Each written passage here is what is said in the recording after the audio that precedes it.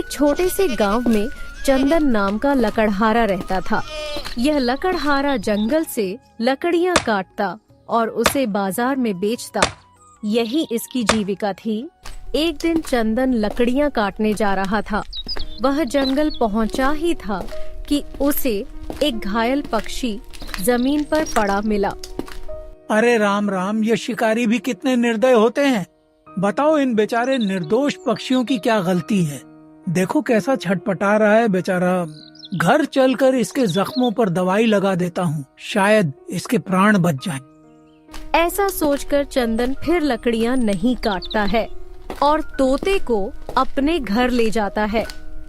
चलो, आज लकड़ियां तो काटी नहीं, लेकिन तुम्हारे जख्मों पर दवाई लगा दूं, इससे तुम जल्दी ही ठीक हो जाओगे। ऐसा कहकर चंदन तोते के घावों पर दवाई लगा देता है। अरे छोटे पक्षी, उठो उठो, सुबह हो गई है। तुम कुछ बोल तो रहे नहीं, फिर मैं तुम्हारा नाम कैसे जानूं? कोई बात नहीं, मैं तुम्हें आज से मिट्ठू कहूँगा। इतना कहकर चंदन लकड़ियां काटने चल दिया। तभी तोता उड़कर उसके पास आ गया। तुम ठीक हो गए। चलो, मैं तुम्हें जंगल में छोड़ दूं।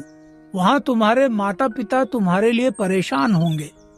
नहीं, मेरा कोई नहीं है। अगर मैं वहाँ गया तो शिकारी मुझे मार डालेंगे। कोई बात नहीं, आज से तुम यहीं रहो। अच्छा, अब मैं लकड़ियाँ काटने जा रहा हूँ। इतना कहकर चंदन लकड़ियां काटने चला गया। इस तरह जब चंदन लकड़ियां काटने जाता तो मिट्ठू की रखवाली करता। एक दिन चंदन लकड़ियां काटने गया था। आज तो बहुत देर हो गई है। मालिक अभी तक आए क्यों नहीं? मैं जाकर उन्हें ढूंढता हूँ। यह कहकर तोता चंदन को ढूंढने चल देता है। लगता है मालिक तो बेहोश हो गए हैं। अब क्या करूँ? मिट्ठू तालाब से पानी लाकर चंदन के ऊपर डालता है, जिससे उसे होश आ जाता है। मिट्ठू, आज तुमने मेरी जान बचा ली। वैसे मालिक क्या हुआ था? मुझे यह जगह सही नहीं लग रही है। हाँ मिट्ठू, मैं यहाँ लकड़ी काटने आया। थोड़ी देर के बाद यहाँ कुछ और लोग आ गए और मुझसे कहा कि यहाँ से लकड़ी नहीं ले जा सकते। जब मैं मना किया तो मुझे मारने लगे और फिर इतना मारा कि मैं बेहोश हो गया। तो मालिक, यहाँ अधिक देर रुकना ठीक नहीं है। चलो घर चले, फिर यहाँ कभी नहीं आएंगे। मिट्ठू की बात मानकर चंदन बिना लकड़ी लिए घर की तरफ चलने लगता है। दोनों रास्ते में बात करते हुए जा रहे थे, तभी उन्हें किसी की आवाज सुनाई देती है। बचाओ बचाओ बचाओ, कोई मेरी मदद करो, मैं डूब रहा हूँ। मिट्ठू, लगता है कोई डूब रहा है। चलो चलकर बचाते हैं। मिट्ठू और चंदन दोनों भागकर पहुँचे तो देखा कि एक बंदर डूब रहा है। चंदन नदी में कूद पड़ता है और बंदर को बचाने लगता है।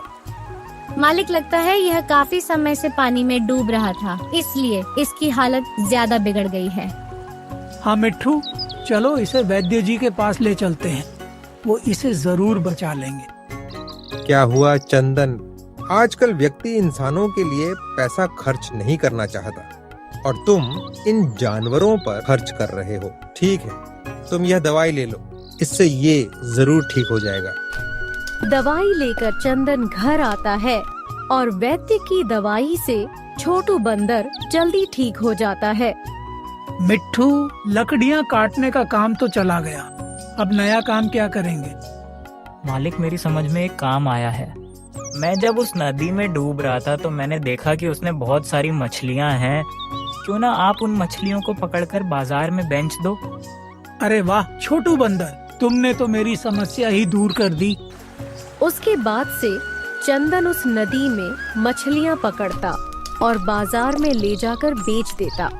इस तरह उसकी जीविका चलने लगी। अच्छा छोटू और मिट्ठू, तुम दोनों आज घर की रखवाली करो, मैं अभी मछलियाँ पकड़ कर आता हूँ, फिर आज साथ में बाजार चलेंगे। ठीक है मालिक, आप जाओ, हम दोनों घर की देखभाल कर लेंगे। चंदन मछलियाँ पकड़ने चला जाता है। मिट्ठू और छोटू घर रह जाते हैं। दोपहर को जब चंदन मछलियाँ पकड़कर आ रहा था, तब दोनों चंदन को रास्ते में मिल गए। क्या हुआ? तुम दोनों घर छोड़कर यहाँ क्यों आ गए? मालिक, आज हम ऐसी सूचना लेकर आए हैं कि आप सुनकर खुश हो जाएंगे। अच्छा बताओ फिर क्या बात है। मालिक, अपने राज्य के राजा जो हैं, उनके यहाँ एक बड़ा उत्सव होने वाला है। इसके लिए उन्होंने सभी मछुआरों से बड़ी बड़ी मछलियाँ लाने को कहा है। जिसकी मछली सबसे बड़ी होगी उससे मुंह मांगा इनाम दिया जाएगा। और हाँ मालिक, उत्सव कल ही है, तो आपको कल सबसे बड़ी मछली पकड़नी है। हाँ दोस्तों, यह मौका बहुत अच्छा है। कल मैं सबसे बड़ी मछली पकड़नी होगी। सुबह होते ही चंदन ने उस नदी से सबसे बड़ी मछली पकड़ी और उसे राजा के यहाँ दे आया।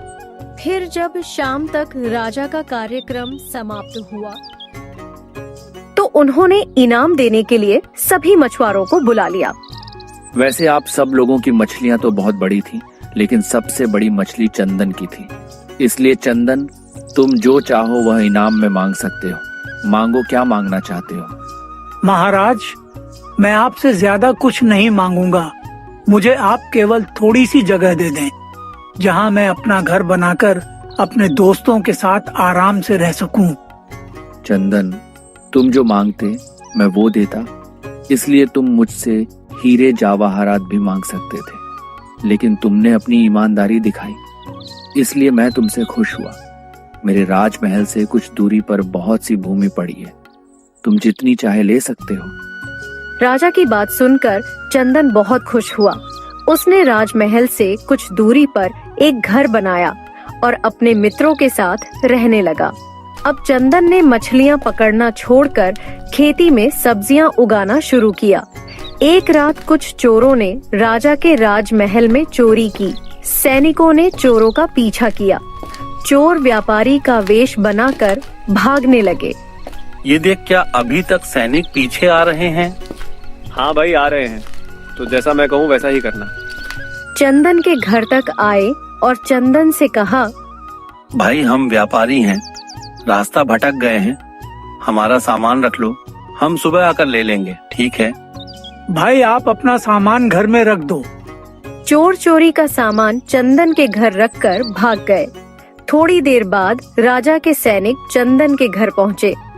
चंदन, क्या कोई चोर इधर से गए हैं?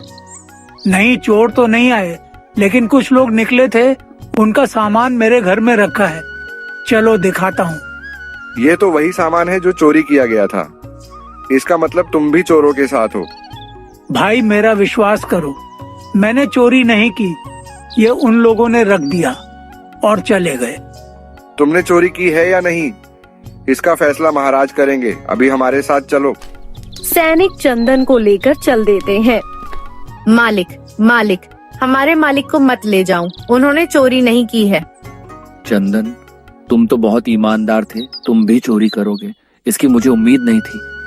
महाराज, मैंने चोरी नहीं की। उन लोगों ने कहा कि वह व्यापारी है, इसलिए मैंने उनका सामान रख लिया। कुछ भी हो, लेकिन मैं चोर को क्षमा नहीं कर सकता, इसलिए तुम्हें 5 वर्ष कैद की सजा देते हैं। सैनिक चंदन को जेल में डाल देते हैं। मीठू और छोटू बंदर रोने लगते हैं। मिट्टू, हमारे मालिक चोर नहीं हैं, लेकिन हम यह साबित कैसे करें? हम तो उन चोरों को भी नहीं जानते, क्योंकि जब उन्होंने सामान रखा तब तो हम सो रहे थे। काश हमने मालिक को मछली पकड़ने का काम ना बताया होता तो आज यह दिन नहीं आता। दोनों इसी तरह रात भर बात करते रहते हैं और रोते रहते हैं। चंदन लगभग 5 दिनों तक जेल में बंधता है। फिर एक दिन, महाराज, आप हमारे निर्दोष मालिक को इस तरह सजा नहीं दे सकते। तुम्हारा मालिक निर्दोष नहीं है, उसने चोरी की है। और अगर मैं मान लूं कि तुम्हारा मालिक निर्दोष है, तो चोर कौन है? आपका मंत्री। हाँ महाराज, आपका मंत्री। नहीं महाराज, नहीं, मैं चोर नहीं हूँ। मैं इतने दिनों से आपका विश्वास पात्र हूँ। मैं भला मंत्री होकर चोरी क्यों करूँगा? यह दोनों झूठ बोल रहे हैं। मैं कैसे मान लूं कि मेरा मंत्री चोर है? महाराज, एक दिन हम लोग मंदिर से लौट रहे थे तो हमने देखा कि आपका मंत्री बिना सैनिक केवल अकेला जंगल की ओर जा रहा था, तो हमें शंका हुई और हम लोगों ने उसका पीछा किया। तुम लोगों ने चंदन को फंसाकर ठीक नहीं किया है। उस दिन से महाराज बहुत सतर्क हो गए हैं। अब कुछ दिनों के लिए यह चोरी छपार करना बंद करो, अन्यथा खुद समझना। मेरा हिस्सा मुझे दो, मैं चलूं। किसी को पता लगा तो आसमान फट पड़ेगा मुझ पर। महाराज, मंत्री चोरों से मिला हुआ है। अगर आप चाहें तो हमारे साथ जंगल में वह जगह देख सकते हैं। राजा उन दोनों के साथ जंगल में जाकर देखते हैं। दोनों चोर सोए हुए हैं और उनका माल जमीन पर रखा है। राजा सबको पकड़कर जेल में डाल देते हैं और चंदन से कहते हैं, चंदन, मुझसे अनजाने में भूल हो गई, मुझे इसके लिए क्षमा कर दो। मंत्री जी, आपने मंत्री होकर चोरों का साथ दिया, इसीलिए आपको चोरों के बराबर सजा मिलेगी। जो सजा मैंने चंदन को दी थी वही सजा मैं तुम्हें देता हूँ और आपकी जगह चंदन को नया मंत्री बनाता हूँ।